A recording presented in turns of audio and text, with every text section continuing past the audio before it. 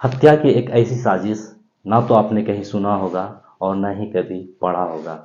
जब आज की हत्या की साजिश को आप सुनेंगे तो वाकई आप हैरान हो जाएंगे।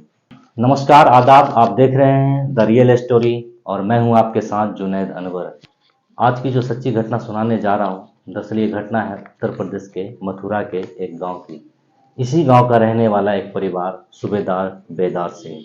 उसके दो बेटे थे। बड़े बेटे की शादी कई साल पहले हो चुकी थी, जिसके दो बच्चे भी थे। उनके छोटा बेटा मानेंद्र, जिसकी शादी पास के ही गांव में एक रचना नाम की लड़की से तय होती है। सूबेदार बेदार सिंह को लगता है कि अब अपने छोटे बेटे की भी शादी कर अपनी जिम्मेदारी से मुक्त होने का समय आ चुका है। 26 मार्च 2021 को रचना और मानेंद्र की शादी हो जाती है।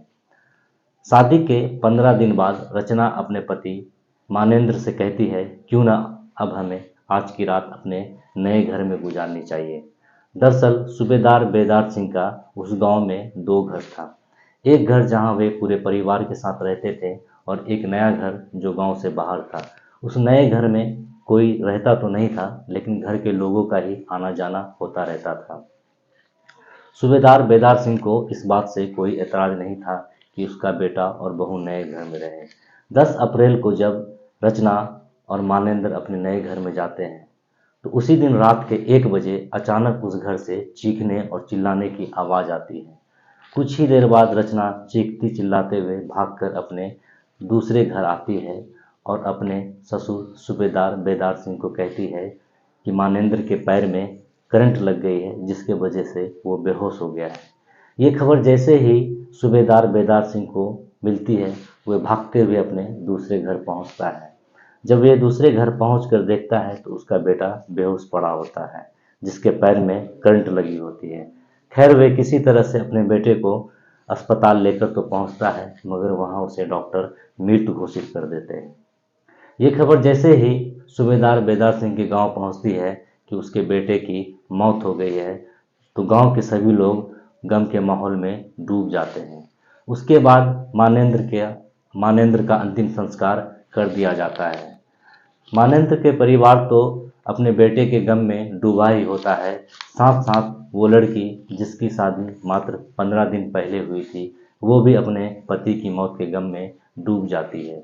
जब सूबेदार बेदार सिंह अपनी बहू का हाल देखते हैं, तो वे अपनी बहू को उनके मायके पहुंचा देते हैं और कहते हैं कि शायद उनको मायके में रह के ही कुछ उनका गम हल्का हो जाए। कुछ दिन बाद जब सूबेदार बेदार सिंह अपने बेटे मानेंद्र का मोबाइल ऑन करते हैं, तो न जाने कई कॉल आते हैं, लेकिन वे सभी कॉल मानेंद्र को जानने वाले लोगों का ही होता है।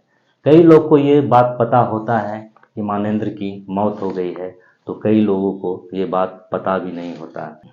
जब अचानक बहुत सारा कॉल आने लगता है, तो इससे सूबेदार बेदार सिंह को अपने बेटे की याद आने लगती है और वो अपने बेटे के मोबाइल को ऑफ कर उसी के कमरे में एक बॉक्स में पैक कर रख देता है। इस बात को महीने बीत जाते हैं, साल बीत जाते हैं। एक दिन जब उसका बड़ा बेटा, जो बाहर में रह कर के ही काम किया करता था, जब अपने घर आता है, तो उसके साथ उसका एक 12 साल का बेटा भी आता है, यानी सूबेदार बेदार सिंह का पोता, जिसकी उम्र लगभग 12 साल की होती है। वे घर में इधर उधर कुछ ढूंढने की कोशिश करता है, मगर उसके हाथ वो मानेंद्र का मोबाइल हाथ लग जाता है। वो मोबाइल देखकर बहुत खुश होता है और उस मोबाइल में घंटों घंटा गेम खेलने लगता है। जब वे मोबाइल में गेम खेलकर थक जाता है, तो वो मोबाइल में छेड़छाड़ शुरू कर देता है। उस दौरान उसे एक ऑडियो रिकॉर्डिंग सुनाई देती है। दरअसल उस ऑडियो रिकॉर्डिंग को सुनने के बाद वो लड़का उस आवाज़ को पहचान लेता है। दरअसल वो आवाज़ रचना की होती है। रचना कहती है कि तुमने मुझे जैसा कहा था मैंने वैसा ही किया। अगर ये 10 मिनट तक करंट लगाने के बाद नहीं मरा, तो ये मुझे मार डालेगा। उधर से एक युवक की आवाज़ आती है। वो लड़का कहता है कि 10 मिनट करंट लगाने के बाद तो कोई भी इंसान नहीं बच सकता, 10 मिनट में तो उसकी मौत हो ही जाएगी। फिर रचना कहती है कि तुमने कहा था कि आज 11 बजे मैं आऊँगा, मगर तुम आए नहीं। वो लड़का कहता है कि मुझे किसी काम से कहीं जाना पड़ गया था, इसलिए मैं नहीं आ पाया। फिर दोनों के बीच कई प्यार की बातें होने लगती हैं। जैसे ही वो 12 साल का लड़का इस रिकॉर्डिंग को सुनता है, वो भागकर अपने पिता के पास पहुंचता है। जैसे उसके पिता ये रिकॉर्डिंग सुनते हैं तो मानो उसके पैर के नीचे से जमीन खिसक जाती है। उसके पिता तुरंत ये बात की जानकारी अपने पिता को देते हैं सूबेदार बेदार सिंह को।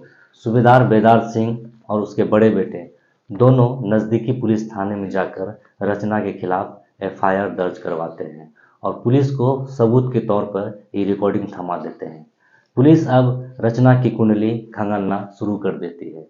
पुलिस रचना के गांव पहुंचती है तो रचना गांव में तो कई महीनों से नहीं होती, मगर जब रचना के बारे में पता किया जाता है तो पता चलता है कि गांव के ही रहने वाले एक लड़का जिसका नाम अतेंद्र था, उन दोनों के बीच कई सालों से प्रेम प्रसंग का मामला चल रहा था।